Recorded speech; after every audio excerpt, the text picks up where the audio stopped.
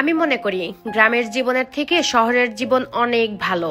যদি সামর্থ্য হয় তাহলে টাকা পয়সা খরচ করে গ্রামে বাড়ি না করে শহরে একটা ফ্ল্যাট কিনুন। একটা জিনিস খেয়াল করলে দেখবেন, গ্রামের মানুষের মধ্যে অনেক বেশি কুসংস্কার থাকে, তাদের মনের মধ্যে অনেক হিংসা থাকে। আর একটা কথা না বললে নয়, এরা নিজেদের জীবনের থেকে আরেকজনের জীবনে কি ঘটছে সেটা নিয়ে বেশি মাথা ঘামায়। গ্রাম হয়তো বা আপনাকে অনেক সুন্দর একটা পরিবেশ দিবে, কিন্তু আপনাকে কখনো মানসিক শান্তিটা দিবে না। গ্রামের মহিলারা পরনিন্দা নিয়ে বেশি ব্যস্ত থাকে, আর পুরুষ মানুষেরা জায়গা জমি বিচার সালিশ এইগুলা নিয়ে বেশি ব্যস্ত থাকে। কার বাড়িতে কে এসেছে, কার হাড়িতে কি রান্না হচ্ছে, এগুলা খেয়াল রাখতেও তারা ভুলে যায় না। আপনি কত টাকা ইনকাম করছেন অথবা আপনার স্বামী কত টাকা ইনকাম করছে, আপনার সংসারে কি নিয়ে আপনার হাজবেন্ডের সঙ্গে অশান্তি হচ্ছে, এগুলা আপনার চাইতে আপনার প্রতিবেশী বেশি জানে, আর আপনার চাইতে আপনার প্রতিবেশীর মাথা ব্যথায় বেশি থাকে। আর একটা জিনিস খেয়াল করবেন, যারা বাসা বাড়িতে থাকে তাদের হাজবেন্ড কি করছে, তাদের হাজবেন্ড কয় টাকা বেতন পায়, তারা সারাদিন কি করে না করে, এগুলা নিয়ে কারো কিন্তু মাথা ব্যথা নাই।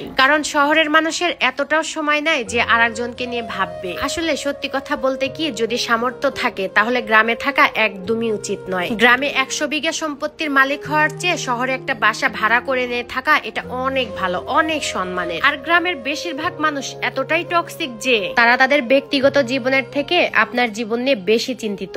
আপনার চুল বড় কেন, আপনি বোরকা পরেন না কেন, আপনার বাড়িতে কোন মেহমান এসেছে, আপনার মেয়েকে বিয়ে দিচ্ছেন না কেন, আপনার ছেলে চাকরি পাচ্ছে না কেন, এরকম আজের বিষয় নিয়ে তাদের অনেক বেশি চিন্তা। মাঝে মাঝে দেখবেন আপনার পরিবার এই সমস্ত বিষয় নিয়ে একদমই চিন্তিত না, কিন্তু আপনার আশেপাশের মানুষ এইগুলা বিষয় নিয়ে অনেক বেশি চিন্তিত। আর একটা সবচেয়ে বড় পার্ট কি জানেন, এমন কোনো বাড়ি খুঁজে পাবেন না যেখানে জায়গা জমি নিয়ে কোনো বিবাদ নেই। এক ফ্যামিলির সাথে আরেক ফ্যামিলি, আরেক ফ্যামিলির সাথে আরেক ফ্যামিলি কোনো না কোনো ভাবে তাদের বিবাদ ফজাত লেগেই আছে। 1 ইঞ্চি জায়গার জন্য তাদের মধ্যে মাথা ফাটাফাটি হয়, তাদের মধ্যে অশ্লীল ভাষায় গালাগালি হয়, মামলা মোকদ্দমা তো চলবেই। আবার এমনও মানুষ আছে যারা কিনা একজনের সঙ্গে একজনের প্যাচ লাগিয়ে দিয়ে দূরে বসে থেকে দেখে সবকিছু। আবার একজনকে যদি আরেকজনের পছন্দ না হয় তাহলে তার নামে বদনাম জায়গায় জায়গায় রটিয়ে দিয়ে চুপ করে সে বসে থাকে। আর এই সবকিছুর মধ্যে সবচাইতে বিরক্তকর পার্ট হচ্ছে গ্রামের চায়ের দোকানগুলো। প্রত্যেকটা চায়ের দোকানে চায়ের কাপের চুমুকটাই শুরু হয় আরেকজনের বদনাম দিয়ে। আরেকজনের বইয়ের বাচ্চা হওয়া শুরু থেকে রাজনীতিক, কূটনীতিক,